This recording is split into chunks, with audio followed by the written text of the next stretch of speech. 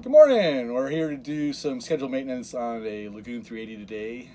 It has two Yanmar 3YM30 diesel engines. We're going to change the oil, the fuel filters, and also change the oil in the saildrive units. And to do that, we're going to need some replacement parts, an oil filter, a primary rate core filter, and a little secondary fuel filter that's on the engines. And we're also going to need some good quality motor oil. Big fan of Shell Rotella. In warmer climates that we are here, I normally would use straight 40 weight, and that's getting a little harder to source. So we have some multi-viscosity 15W40, which is more for variable climates and temperatures. Going to need really only about one. No, I'm going to need a couple tools, but we're going to need an oil filter wrench, which we don't have a proper one, so we're going to use a pair of slip joint pliers. Carefully remove the oil filter without piercing the outer skin. And yeah. Oh yeah, we're also going to have a little bit of diesel fuel here in a container, so it's going to be easier to fill these fuel filters up to get all the air out. You never fully get all the air out when you have to prime the fuel system, but this will go a long way in getting a majority of that air out, and that will go help a lot. And I'm rambling, but and then we're also going to need a way to evacuate the oil out of the engines and the saildrive units, and we're going to use this vacuum pump. So let's get started on this. Okay, down here in the engine bay, we have the engine. There's normally on these Yanmars, there's two oil fill locations. The dipstick is up here in the front. This is where we're going to be evacuating the oil from the crankcase. This is our secondary fuel filter on the engine, and the primary is the rate core over there on the firewall. Back here, we have the saildrive unit, where we'll be sucking or evacuating the oil, the gear oil out of that.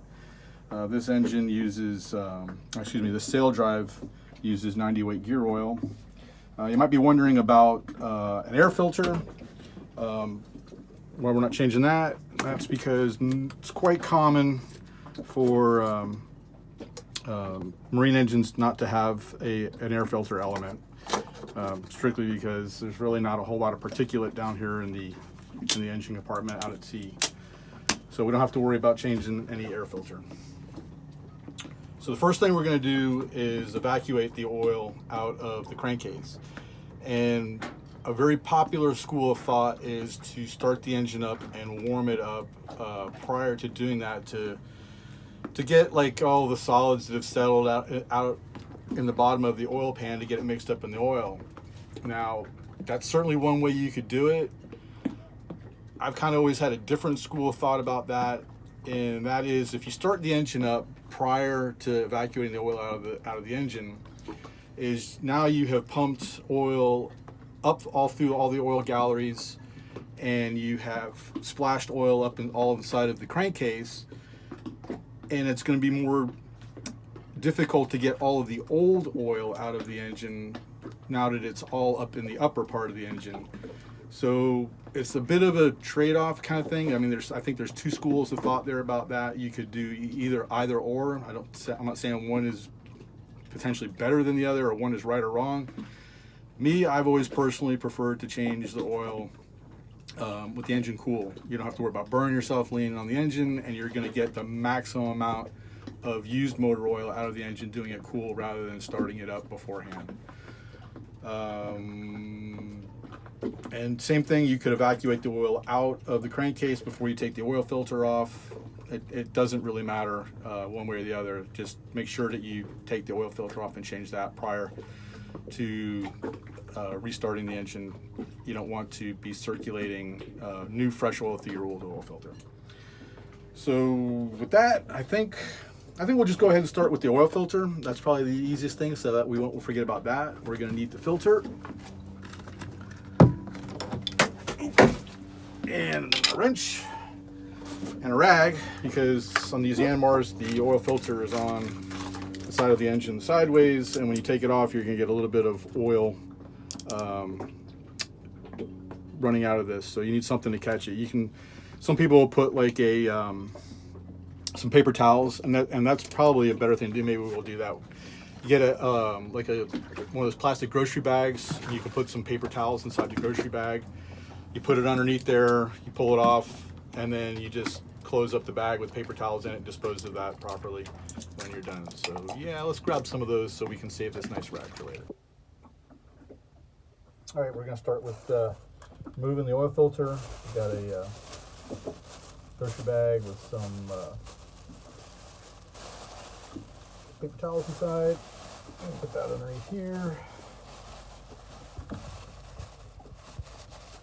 The idea is we're going to take this off, get all the oil hopefully into the bag, and we'll just put the whole filter and everything in there. Use our groove joint, slip joint pliers, commonly known as crescent wrench, or not crescent. Oh, that's nice. That's actually nice and loose. Normally, you can't do this by hand. I actually can almost grab this one by hand. You always put these up. You can take them off with a tool, but never put them on with a tool. Yeah, look at that. Again, an advantage of doing the engine cold. All the oil from the filter had already drained back down into the crankcase, and we really didn't have. There was almost no oil inside the filter. So bag that up, put that aside over here, grab a paper towel, try and get a paper towel out of here, clean off the side of the engine. Definitely want to get this surface here where the gasket for the oil filter mates to the engine. You want to get that good and clean.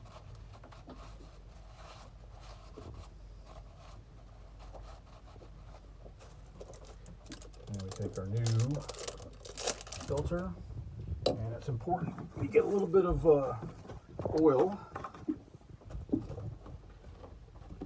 on the finger, and you have to coat and seal with oil.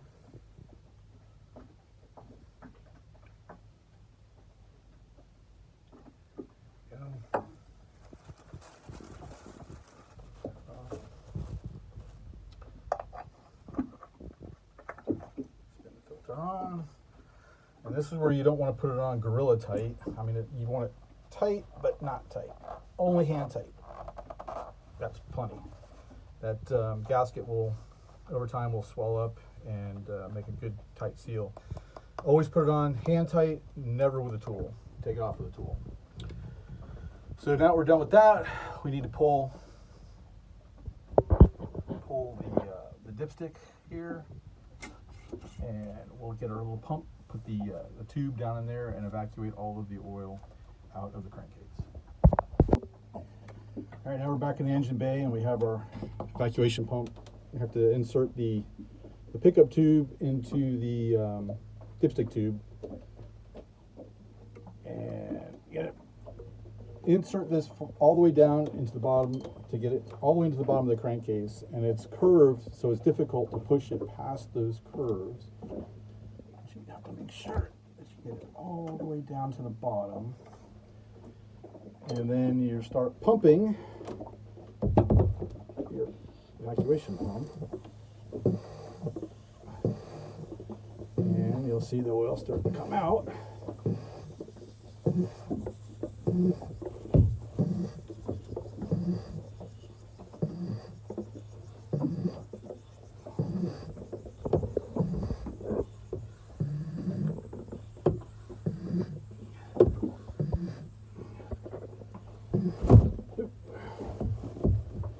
It's always so much fun working in a tight, confined space.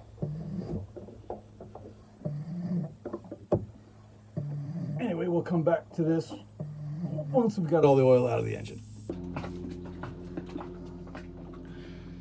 All right, we got our oil evacuated out of the engine, put our dipstick back in the dipstick tube, and now we're going to go ahead and fill in the required amount of fresh oil into the engine.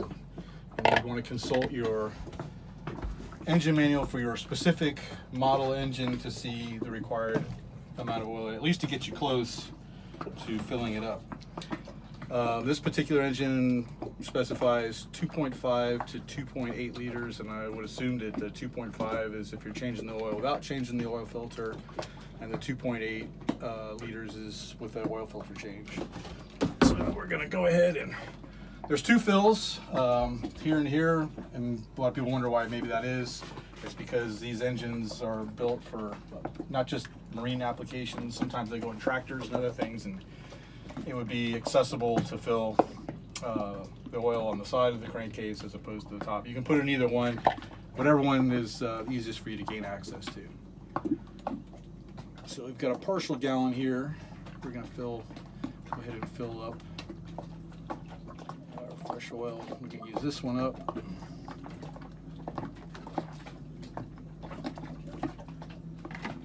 Drain for a second, and then we'll put some more oil in. We'll check the level, which it should be higher than where the normal will be at when it's full, because our oil filter has not taken up oil yet and filled up. So what we'll do is we'll put some oil in here. We'll start the engine up to get oil up through all the galleries and all through the engine and fill the oil filter up, and then we'll check the oil again on the dipstick tube on the dipstick to see where we're at. And if you didn't know, you'll see the safe range here. There's a little hole here and a hole here. This is your safe operating range, and on most dipsticks this is designed to be actually 1 quart of oil. So if you were down here to this bottom mark on the dipstick tube, you would know that you need to add 1 quart of oil to be completely full. And you never want to overfill your engine either. That's not good. It's going to cause the engine to work harder. It's going to cause the engine to have breathing problems, and you're probably going to end up blowing that oil out of your engine anyway and causing a big mess in your engine compartment. So you never want to overfill it. It's going to make your engine work harder. It's going to make your engine burn more fuel. So always stay within that safe range. Don't think more is better. You want it to stay within that properly marked range on the dipstick. So we'll go ahead and fill this up, start the engine up, check the oil, get that all done, and then we'll move on to the fuel filters. Okay, we got the oil all filled up in the engine.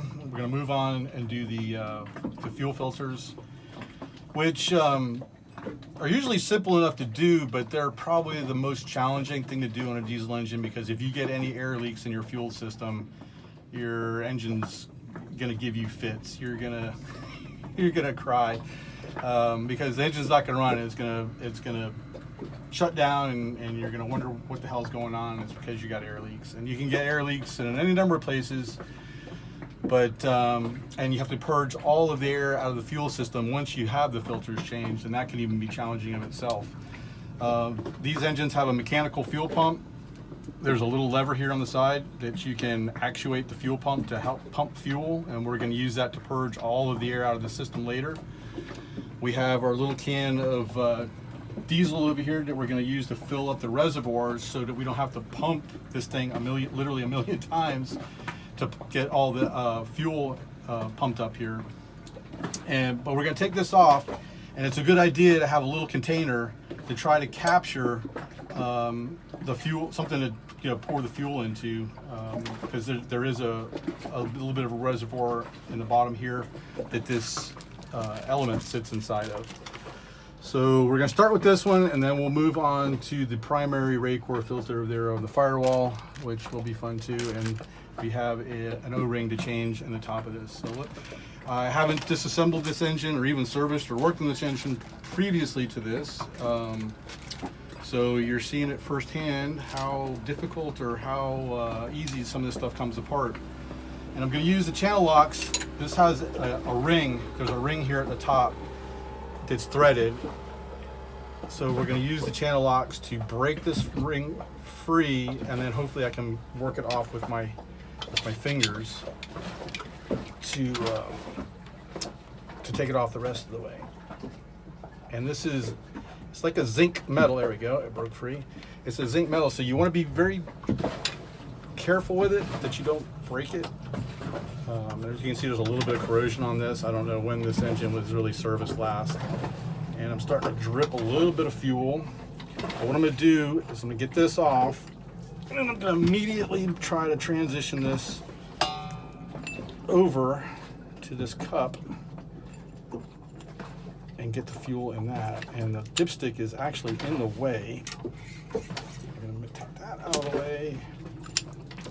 I'm trying to keep the engine bay area as clean, as fuel free as possible. All right. Definitely good to have a surplus of rags on hand.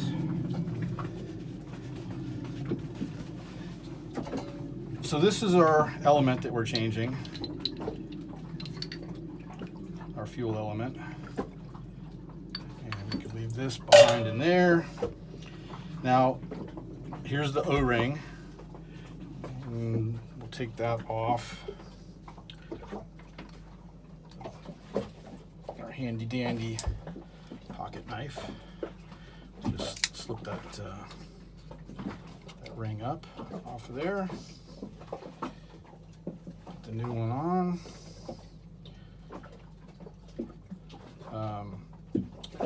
Could put a little bit of fuel on it to help lubricate it. Going back on.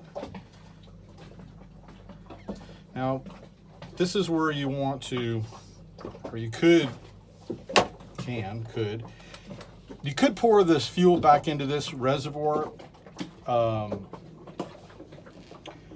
This is probably a good opportunity to just dump all of this out and not reuse it, so you get all of the sediment that collects on the bottom of this out of here. Again, this is your secondary filter. It goes through a primary filter over there, and it should be capturing the water and most of the particulate matter that you're wanting to filter out. But just in case, get all that out. We're going to get our new filter.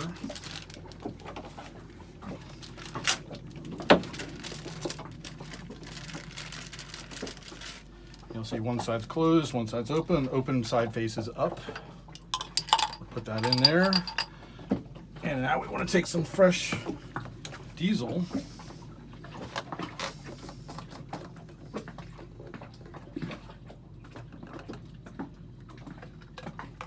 And carefully fill this up to the top as much as possible. Okay. Carefully put that down out of the way. And by doing this, you're just making your life much happier, easier when you go to purge all of the air out of this the fuel system. So we'll put this up. Seat the I was hoping it was just going to go on, but it's probably smarter to take the element. That's where you need another hand. Put it on first.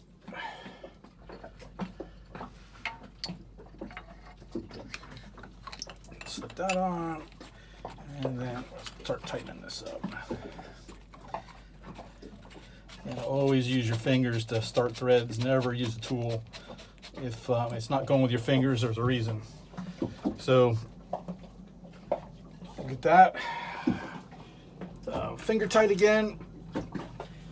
This, because air leaks can be such a nuisance, and I will probably, this is actually on backwards, but I'll just snug that just ever so slightly with the wrench. Now there's a bolt on the top here, and this is the air bleed screw, and we're going to take this out to purge all of the air out of the top of this filter housing. But we're not going to do that yet because we still have to do that fuel filter over there, and there's no point in doing this now because we're probably just going to get air back in the system. And it's probably better to start with getting all the air out at the lowest point and then work your way to your highest point.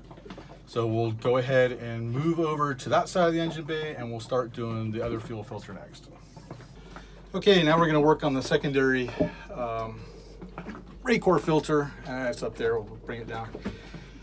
But we got our little cup here. You want a container at least large enough to hold this amount of fuel. That's including this whole the filter element as well as the bowl and fuel on the top, which this is sufficient in size. Now on the bottom here, there's a little thumb or a hand screw, and this is extremely difficult for me to even get in this space, but hopefully I can get it cracked open with my hand. Yep, just coming. And I'm going to open that up. And this is where you would bleed off any water that had accumulated in the bottom of your water separator. And right now, got bumpkus coming out of it. That's probably because it's got a vacuum on it. Oh man, this really hurts. Open this up.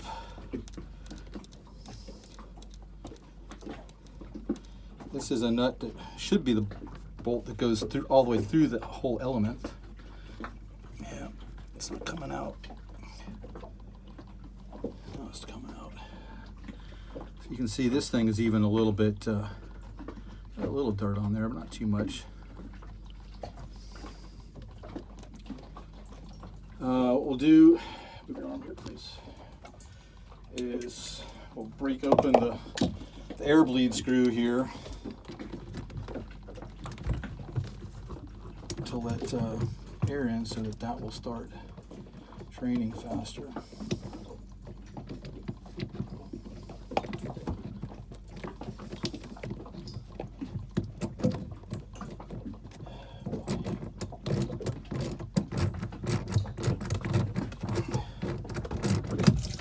There we go. Oops. Lost the screw or the bolt, but it's definitely draining.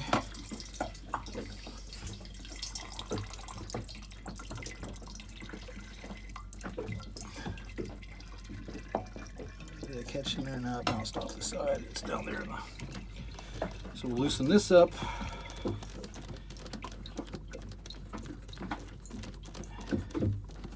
Completely.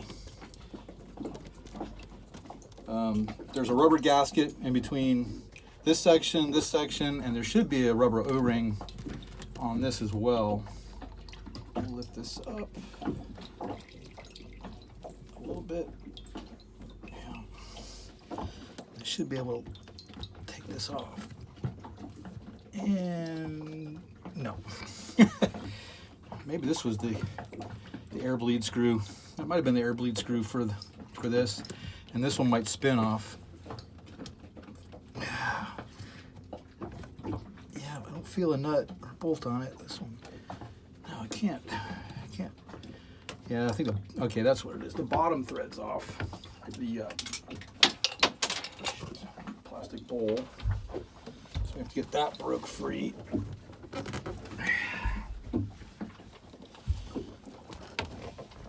Oh boy.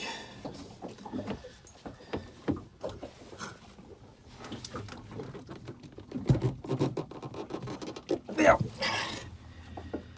Oh boy, another chance to use this.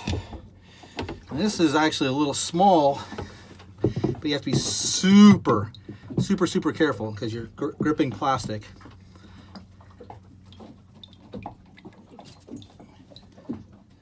There we go. Just needed that little extra bit of leverage to get that threaded off. Wow, great. Well, it's a good reason for those dog pad wipes and clean it up. So we can see we got a lot of dirt and debris down the bottom of this bowl. We'll clean this out. Get this good and cleaned out before we put that back on. And this element, oh, that threads into that. So this element threads on to this as well. Oh boy. And this is where that another one of those big oil filter wrenches would come in handy to get this off. I don't know if this is going to be big enough. We'll give her a try.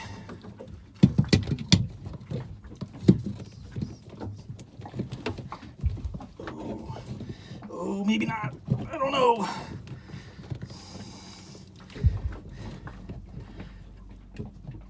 Nope, that's not going to grip it.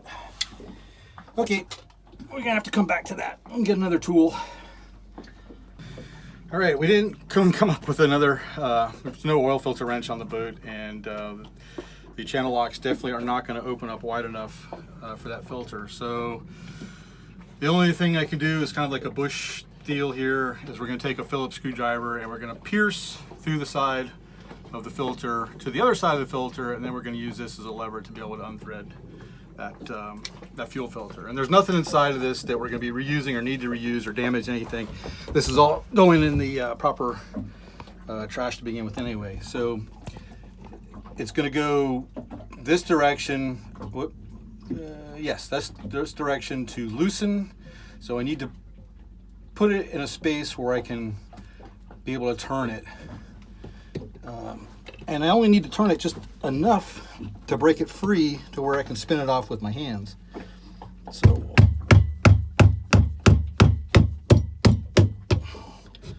get one side, the other, and then now we'll spin it.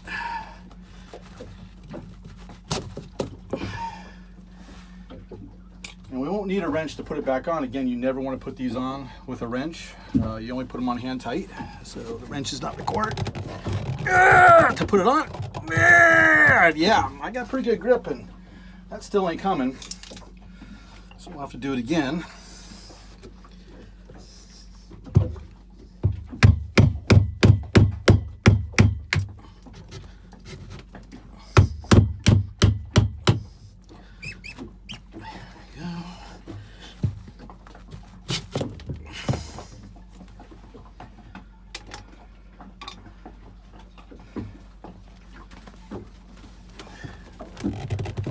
There, now we got it.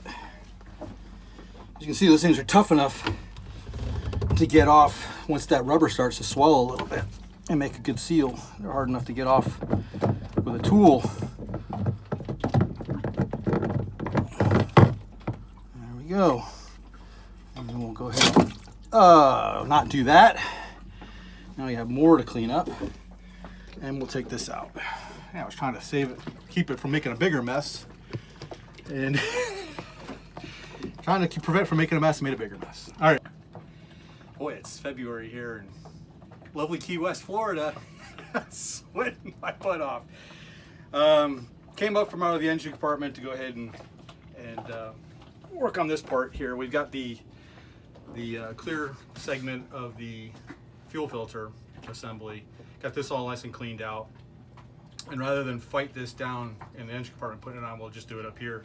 When I was looking at the parts, realized that whoever had done this the last time, they didn't even put the O-ring on here. I'm surprised it didn't leak, but there's an O-ring that goes in between.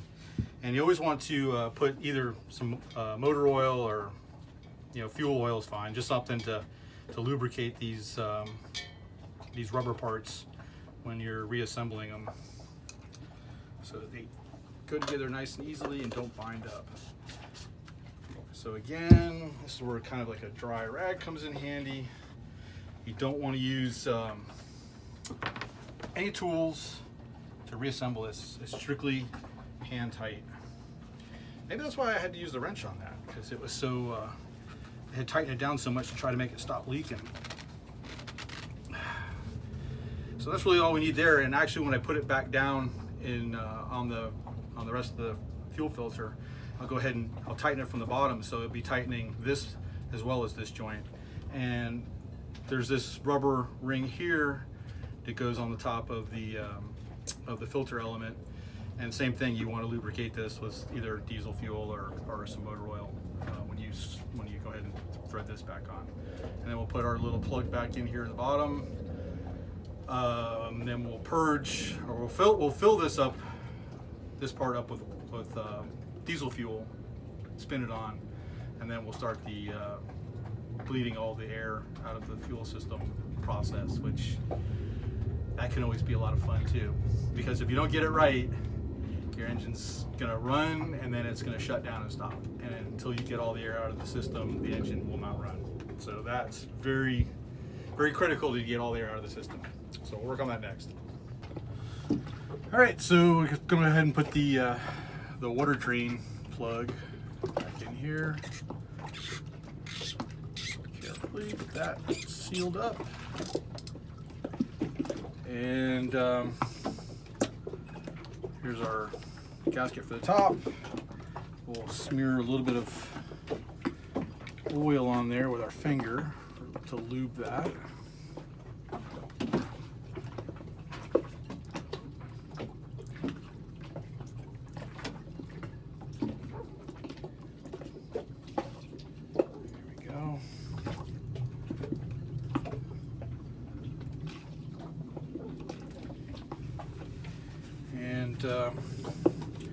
Again, to make your life way easier, we will take and fill this now up with diesel fuel and get that spun back on.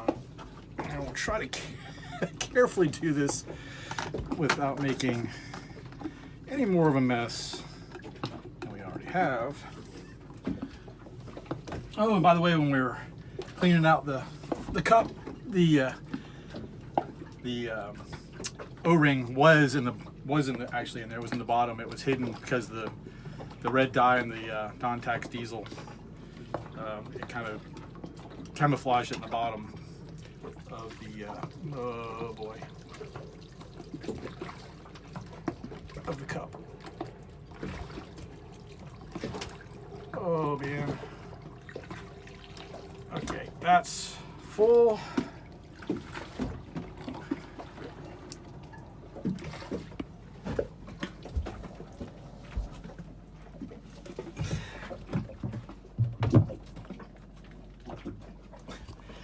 Don't forget the ring.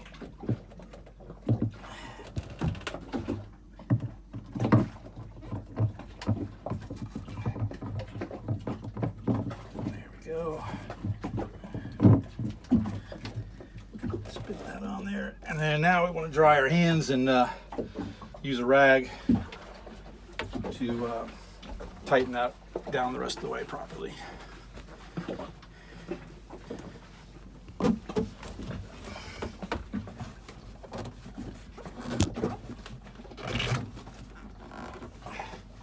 At least you don't have to be a gorilla. You just want it tight. And over time, that rubber does tend to swell and expand, and it seals up really well. So on this particular style Raycor, I was wrong. I thought this was one that had the bolt that went through the middle. This is your air purge screw. We'll put this back in. It has a little rubber half moon O-ring on here. We'll put a little bit of oil on that as well.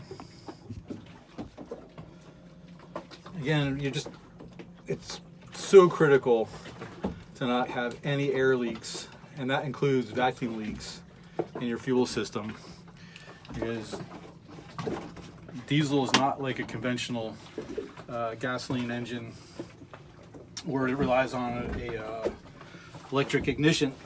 This is all done by compression, and the fuel injector pump pumps the diesel fuel up to the fuel injectors, and when it sprays the fuel, it has to atomize that diesel fuel when it sprays it, and if there's air in there, it won't atomize the diesel fuel, and combustion just doesn't take place, so your engine will not run. if it has any air in there. Tighten this screw up. Now, it's nice if you have like an electric fuel pump on the between the tank and this, where you could flip that switch on, and now this would start pumping fuel out. Yeah, this wrench is not working properly. Boy, it's the problem with the tools on a boat, man. This ratchet is not ratcheting.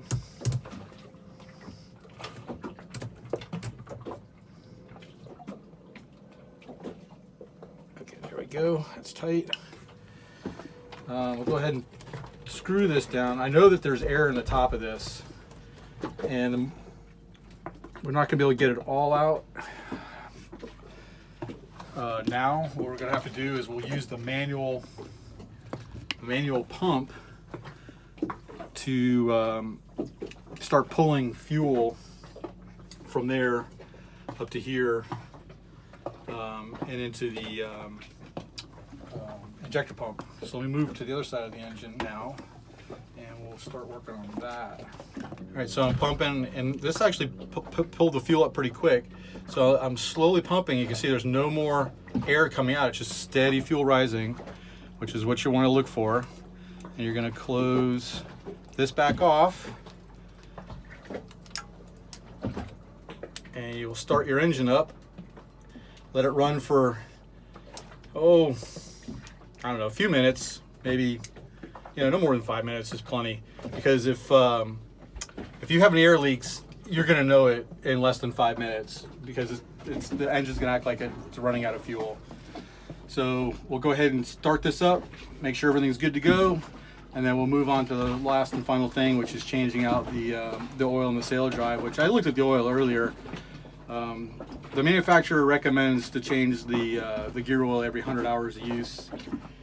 I think that's extremely excessive, and I looked at the oil in this. I have no idea when it was done last, but I mean, the oil looks pristine, brand new to me. But we'll go ahead and change it anyway, put it, mark it down in the maintenance log when it was last done, and we'll go from there. So, see you later. Okay, so now we're going to change out the oil in the sail drive unit. We're going to use the same evacuation method that we used for the engine crankcase oil. And the trick to this is feeding this tube, trying to get it as far down to the bottom of the foot of the sail drive unit as possible to suck out all of the gear oil. And this one, it holds about 2.2 liters of gear oil. So we've got quite a bit of pumping to get this out. So we'll get that out, and truthfully, I don't even know if you really need to come back and to see this, but you just fill, simply it's the same port that you took the oil out of, you fill back up, and you have two marks here on the dipstick. On Yanmar, on their transmissions, the way you would check this range here is you sit this cap into the hole, and you don't thread it in, you just set it in the hole, and that's where when you take your reading for how much fluid is in there for the proper fill height. So that's it. There's a couple other things I noticed that we'll tighten up. There's a couple of nuts that we're backing off on the engine mounts. It's always a good idea to look around your engine compartment to just take a good overall general look around. See if there's anything else that you can maintenance while you're in here, or take a good look at. The freshwater cooling is in good shape. We have plenty of coolant in the heat exchanger. So yeah, once we get this done, should be good for another 150 plus hours of service. Hope you found this useful.